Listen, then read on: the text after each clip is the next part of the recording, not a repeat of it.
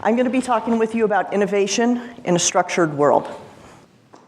I need to make a confession. I was once in a gang. And when I was in this gang, I did gang-type things. I trespassed on public and private property, broke traffic laws, and I disobeyed my parents. But when the streetlights came on at night, that was our signal that the gang needed to disband, and we all needed to head home. For you see, I was part of a bicycle gang.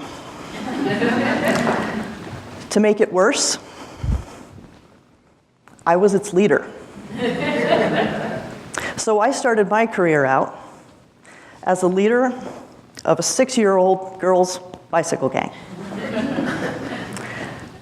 Fortunately, I left my gang years behind me from Kansas, moved to New Mexico. I then started my academic career and pursued it with rigor by going to Texas and California. Once there, I decided to become a productive member of society, and I joined corporations on the East Coast, in New Jersey, Pennsylvania, North Carolina, and now Massachusetts.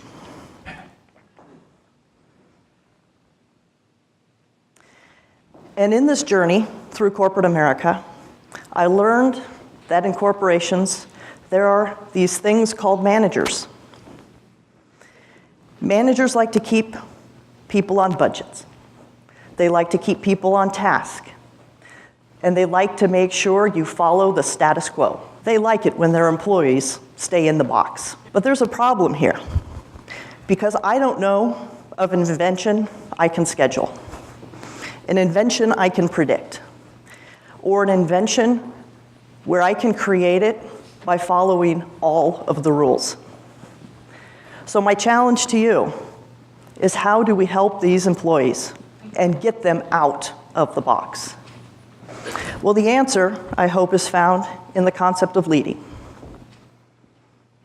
Leaders inspire trust.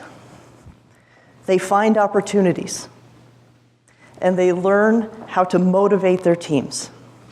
And as these teams start to break down the walls that the managers may have started to create, you get this wonderful thing called innovation and invention.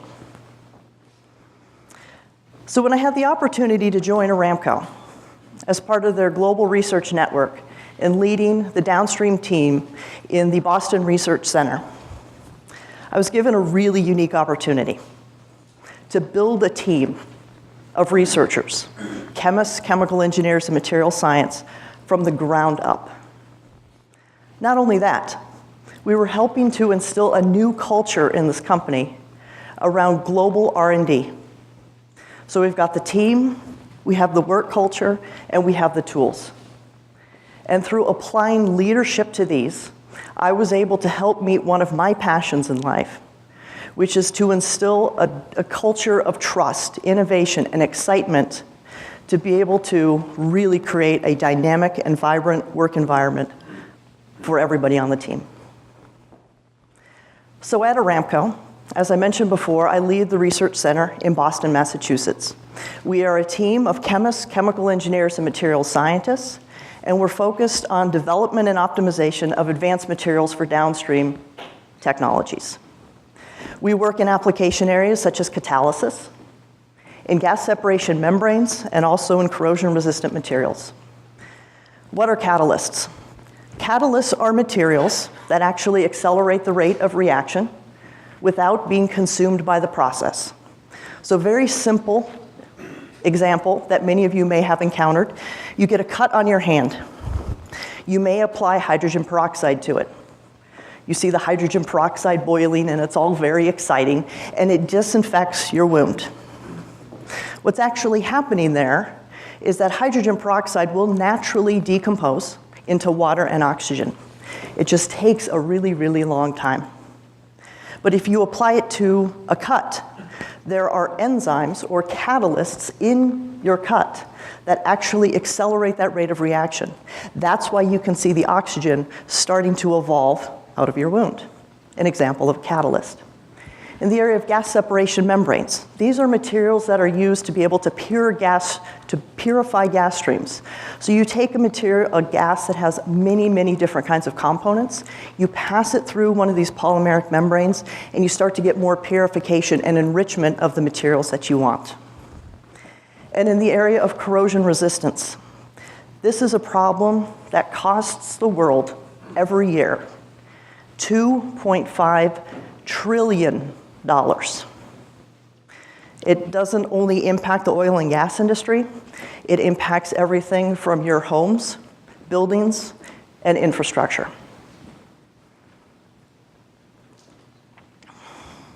My invention that I'm going to talk with you today is in the area of catalysis.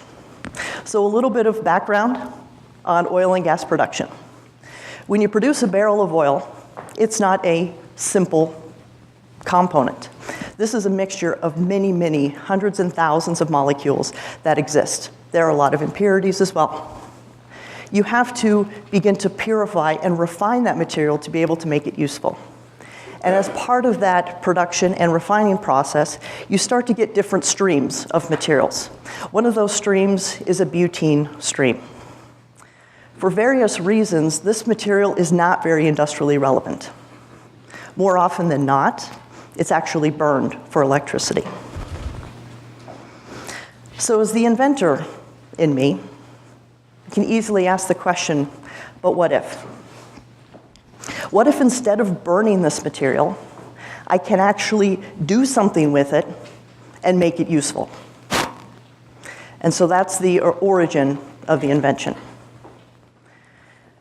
What if I could take this material and use it to solve global demand for different kinds of consumer products, packaging materials, eyeglasses, diapers? Well, it turns out there's a very simple related molecule to butene. It's called propylene. Propylene is exceptionally industrially relevant. It is the feedstock for so many different kinds of reactions that the global demand for it in every year right now is 150 million metric tons. So this is a material that's really relevant, and it's in very high global demand. Where is propylene used? Well, it's used as a feedstock to form acrylic acid. Acrylic acid is then made into disposable diapers. Vinyl chloride is used as the feedstock for polyvinyl chloride, or PVC piping. This is, when you go to the home improvement store, the white plumbing tubing that you might see. It's also, propylene is the feedstock or the precursor for polypropylene. This is a material that is so ubiquitous in our lives, it actually has the recycle symbol with the number 5. So how do I convert butene into propylene? And it all resides here in this little symbol in the refinery on the left-hand side. Can we find a catalyst that is able to make this reaction happen? Fortunately, the answer is yes. So we now have developed an amazing catalyst that has been highly engineered to be able to convert butene into propylene very, very efficiently. So how is this done from a leadership perspective? I'm going to give you 3 examples. I have a philosophy at work around building teams to play to your strengths. Let me tell you why I've developed that philosophy. Many years ago, I was working in another company, and I had a manager. And as part of the annual performance appraisal process, we talked a little bit about my strengths, but we focused most of our performance appraisal process discussion on my gaps. We talked a lot about what I wasn't good at and what I was going to do to close my gaps. For me, we then developed my work plan for the whole next year. I was going to focus on how am I going to close my gaps. Now, I promise you one thing. If you are told that for the next year, you're going to work on things that don't come naturally to you and that you don't enjoy doing, you're probably going to do what I did and look for another job. So my philosophy is I want to actually do what I'm good at and have a team around me who does what they're good at. So let me give you an example. I'm a very strategic person. I see vision, I see opportunities, and I can figure out where we want to go. But I'm not very good at the tactical implementation of that strategy. I don't know if we should go this path or this path or this path. I don't know, I don't really care. Fortunately for me, there are people who have a strength in the tactical implementation.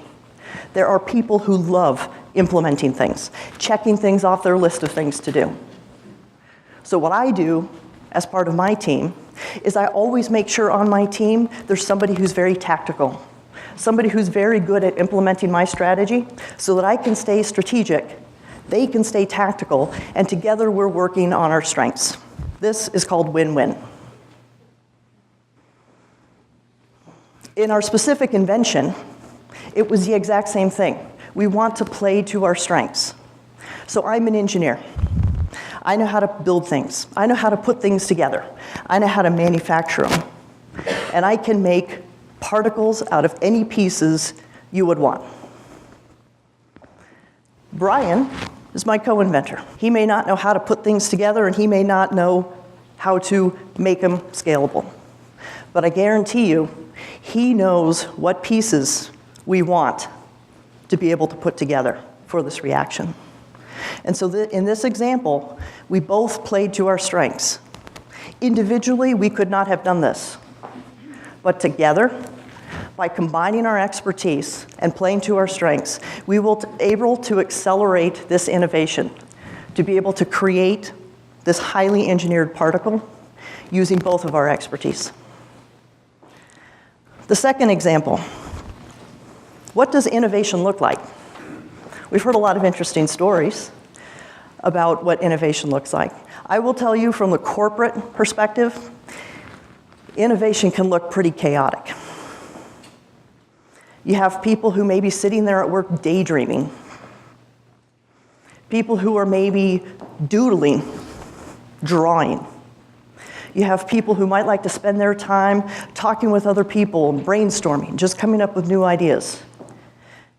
And maybe you even have some people who feel they need to get out of the office to do their creative idea generation. A manager could come in and say, but these people aren't working. They're dreaming, they're chatting, they're having coffee. As a leader, the challenge is to be able to give people the environment where they can innovate. Maybe an innovator does want to work alone in the quiet of their office. Another innovator might really get energized when they listen to music. So one of the challenges in corporations is to try to figure out how do you give these spaces to people so that they can stay as innovative as possible. So in the case of this specific invention, the picture in the upper left-hand corner was what worked for us. Brian and I actually innovated this exact invention on a whiteboard in our lab. Finally, let's talk about failure versus opportunity. For those of you who have been in corporate America, I guarantee you could come up with tens or hundreds of stories of projects that seemingly have failed. This project's failed, we're shutting it down, everybody go start doing other things. As a leader, you might look at this failure, not as a failure, but as an opportunity. So let me give you an example. As part of our gas separation membrane project, we make polymer films. We do this by making polymers, pouring them onto a glass plate. We dry the polymer and peel that polymer off the glass plate. And then we measure the separation performance of that material. So a couple of months ago, I went into the lab and I saw John, one of the polymer engineers who works in the group. He was looking a little despondent, a little sad. And I said, John, what's going on? And he said, I can't get this polymer membrane off this glass. I can't peel it off. In fact, I can't cut it off, I can't gouge it off, I can't scratch it off. This thing is so stuck on this glass plate that I don't know what to do. And I looked at him and I said, you know what?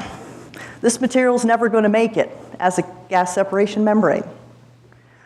But who do you know in the glass adhesive or glass coating business who would be really interested in your material? Because it looks like you found something pretty phenomenal. That's the difference between failure and opportunity. And so with that, what's next? It's being able to work with a diverse and multidisciplinary team of scientists, engineers, product developers, scale-up experts, to be able to bring the next invention forward. We do this by creating an environment that's very enabling, very empowering, built on trust and risk-taking. And I will guarantee you that being able to work with such an energized group of individuals is an absolutely fantastic work environment and builds a very, very successful, innovative work culture. And so with that, I'll just say that my evolution as a leader, I didn't plan it, and I didn't even know how important the foundations of being that 6-year-old girls' bike gang leader would be.